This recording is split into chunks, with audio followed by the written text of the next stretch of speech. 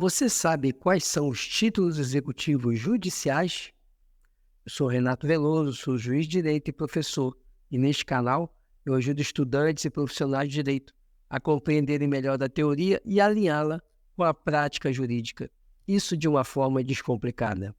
E eu já convido você, se inscreva no meu canal e lembre-se, ative o sininho, porque sempre que lançarmos um vídeo novo, você receberá uma notificação.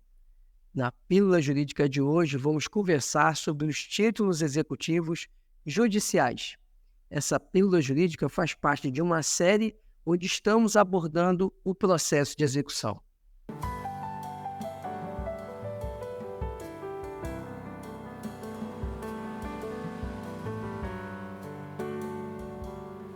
Os títulos executivos judiciais, como o próprio nome diz, são oriundos da atividade jurisdicional do Estado. Portanto, são títulos decorrentes da atuação do Estado juiz.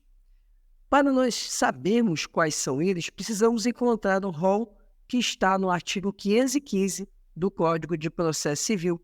Vamos conhecer esse dispositivo e quais são esses títulos executivos judiciais. Artigo 515. São títulos executivos judiciais cujo cumprimento dar-se-á de acordo com os artigos previstos neste título. Inciso 1º. As decisões proferidas no processo civil que reconheçam a exigibilidade de obrigação de pagar, quantia, de fazer, de não fazer ou de entregar coisa. Inciso 2º. A decisão homologatória de autocomposição judicial. Inciso 3º. A decisão homologatória de autocomposição extrajudicial de qualquer natureza. Inciso 4º. O formal e a certidão de partilha, exclusivamente em relação ao inventariante, aos herdeiros e aos sucessores a título singular ou universal. Inciso 5º. O crédito de auxiliar da justiça, quando as custas, emolumentos ou honorários tiverem sido aprovados por decisão judicial. Inciso 6º. A sentença penal condenatória transitada em julgado. Inciso 7º. A sentença arbitral. Inciso 8º. A sentença estrangeira homologada pelo Superior Tribunal de Justiça. Inciso 9º. A decisão interlocutória estrangeira, após a concessão do exequatur, a carta prorrogatória pelo Superior Tribunal de Justiça. Parágrafo 1º. Nos casos dos incisos 6º a 9º, o devedor será citado no juízo cível para o cumprimento da sentença ou para liquidação no prazo de 15 dias. Parágrafo 2º. A autocomposição judicial pode envolver sujeito estranho ao processo e versar sobre relação jurídica que não tenha sido deduzida em juízo. Vemos, então, que o nosso Código de Processo Civil traz um rol que é exaustivo. Só podem ser títulos executivos judiciais aqueles que estão elencados no artigo 515. E agora vamos analisar cada um deles de maneira um pouco mais detalhada. As decisões proferidas no processo civil que reconheçam a exigibilidade de obrigação de pagar quantia, de fazer, de não fazer ou de entregar coisa. Quando se fala das decisões que reconheçam exigibilidade de alguma obrigação, estamos tratando aqui da decisão interlocutória, da sentença ou do acórdão. Um detalhe importante é que eles não precisam ter transitado em julgado, basta que não estejam sujeitos a um recurso com efeito suspensivo. Ainda que tenham sido interpostos recursos, sem efeito suspensivo, é possível a execução desses títulos por meio do cumprimento provisório de sentença. Quando tiver o trânsito em julgado, ou da decisão interlocutória, ou da sentença ou do acórdão, estaremos diante de um cumprimento de sentença pura e simples, porque ele vai ser já definitivo. Outro ponto importante que nós precisamos lembrar é que pouco importa se a sentença é de procedência ou improcedência. O que interessa é que ela reconheça uma obrigação. Essa exigibilidade da obrigação inerente ao título é que vai dar a natureza, ou seja, se vai ser uma obrigação de fazer, de não fazer, de dar coisa certa ou de pagar quantia certa. Nesse ponto, não haverá distinção entre o que vai ser exigido. O que vai mudar é na hora do objeto que está sendo exigido, ou seja, o cumprimento de sentença de uma obrigação de fazer, ele é diferente do cumprimento de sentença de uma obrigação de pagar quantia certa. Portanto, não é o título executivo que dá a natureza do cumprimento de sentença, e sim a obrigação exigível nesse título executivo. Isso que vai dizer qual vai ser o tipo de cumprimento de sentença que vai ser manejado, porque na obrigação de fazer, o procedimento do cumprimento de sentença é diferente do procedimento da obrigação de pagar quantia certa. A decisão homologatória de autocomposição judicial. A sentença que homologa uma autocomposição judicial, ela é um título executivo judicial. Interessante notar, como fala o parágrafo 2º, que o acordo pode versar, inclusive, sobre questões que não são objeto da ação e ainda envolver terceiros que não fazem parte do litígio, porque é a autorização que está no parágrafo 2º do artigo 515. A sentença homologatória, ela tem força de título executivo. E o acordo, ele não passa por um crivo de mérito pelo juiz, e sim por um mero crivo formal. Então, o juiz analisará as formalidades do acordo e o homologará por sentença. Essa sentença homologatória é que será o título executivo judicial. A decisão homologatória de autocomposição extrajudicial de qualquer natureza. Vemos que o CPC trouxe uma inovação, a possibilidade da homologação de acordo extrajudicial. E aí essa autocomposição extrajudicial, ela, homologada, terá então a força de título executivo judicial. Interessante observar que esse acordo extrajudicial, ele não exige nem mesmo a assinatura de testemunhas, basta que seja assinada pelas partes, pelos advogados, de maneira que, apresentado ao juízo, vai ser homologado. O formal e a certidão de partilha exclusivamente em relação ao inventariante, aos herdeiros e aos sucessores a título singular ou universal. Nos processos de inventário e arrolamento, o juiz, ao final, ele profere uma sentença que faz a partilha dos bens, ou seja, diz quem receberá cada bem do falecido, e faz isso em relação ao inventariante, aos herdeiros necessários e herdeiros também designados por meio de testamento. E, portanto, o formal, ou a partilha, ou a certidão de partilha, são títulos executivos, mas eles só têm valor para aqueles indivíduos que estão envolvidos no processo de inventário. Como eu disse, o inventariante e os herdeiros. Já os credores do falecido, os credores do espólio, eles têm que buscar o seu direito através de uma ação de conhecimento ou, se possuírem um título executivo extrajudicial, executar o espólio manejando o título executivo extrajudicial. Eles não podem se valer do formal e nem da certidão de partilha. O crédito de auxiliar da Justiça, quando as custas, emolumentos ou honorários tiverem sido aprovados por decisão judicial.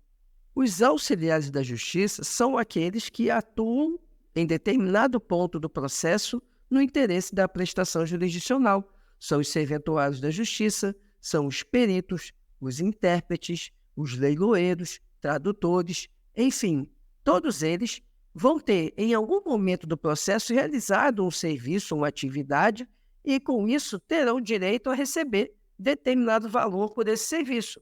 Quando essa determinação do valor estiver inserida em decisão judicial, eles podem se valer do título executivo judicial, ou seja, da própria decisão, para executarem o devedor. Não precisam manejar uma ação de conhecimento para cobrar uma execução.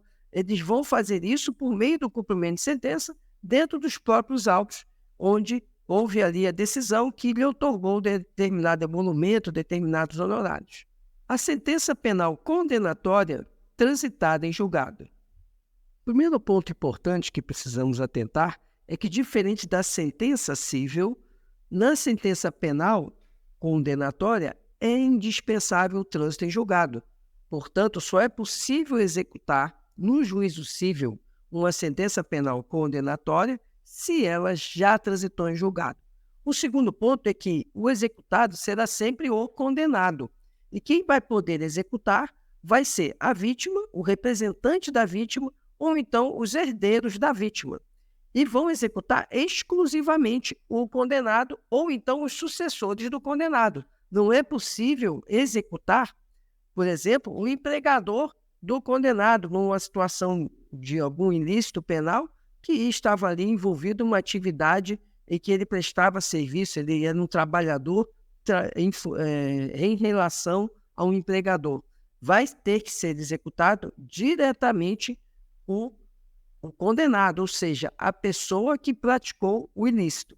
Outro ponto interessante é nós observarmos que muitas vezes essa sentença penal condenatória ela vai ter que ser liquidada antes de ser executada, porque às vezes o valor não vai estar delineado, vai estar reconhecida a responsabilidade do agente na esfera penal e a consequência civil, mas não o quantum devido. E aí, portanto, essa sentença penal condenatória deverá ser liquidada no juízo civil.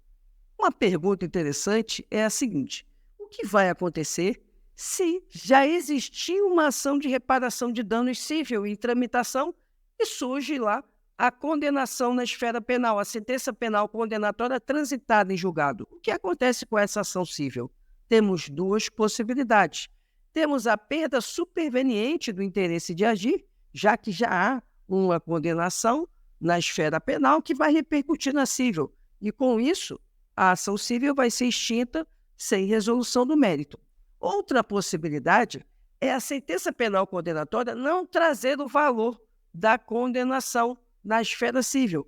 Com isso, a ação civil vai tramitar não mais para discutir a responsabilidade civil do réu, e sim apenas para estabelecer o quanto devido, já que a sentença penal condenatória já delimitou e fixou a responsabilidade civil do réu. Outra pergunta interessante é a seguinte: e o que vai acontecer se a sentença penal for absolutória, absolver o réu? Vai gerar efeito na esfera civil? E a resposta é depende. Depende da fundamentação da absolvição.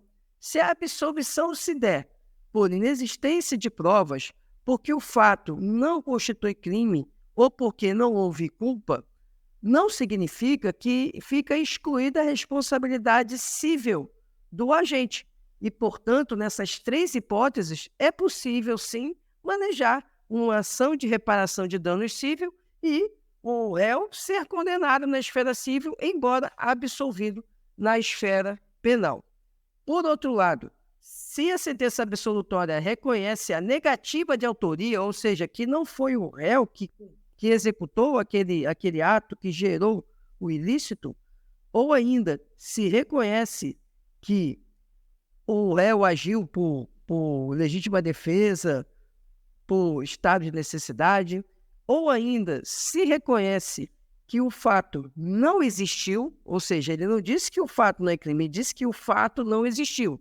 Nessas hipóteses, a sentença absolutória gera sim efeito na área civil e, portanto, não pode ser manejada a ação de reparação de danos contra o réu da ação penal que foi absolvido.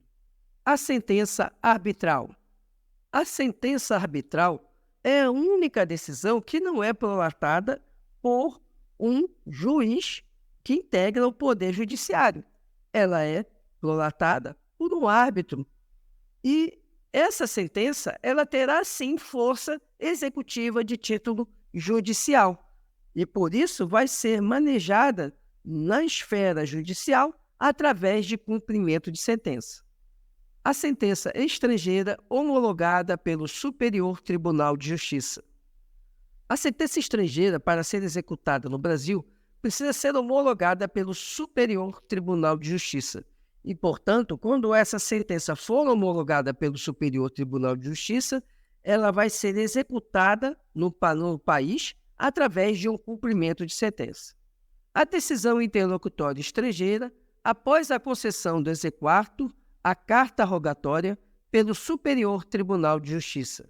Uma decisão estrangeira, uma decisão interlocutória estrangeira em um processo que tramita no exterior, para ser cumprida, para ser executada aqui no Brasil, depende também do exequatur, ou seja, da ordem de execução por parte do Superior Tribunal de Justiça, para que aí então ela possa ser cumprida aqui no Brasil e ser exigida a obrigação prevista na decisão estrangeira. O artigo 515 ele fala sobre a possibilidade de execução de outros títulos executivos judiciais.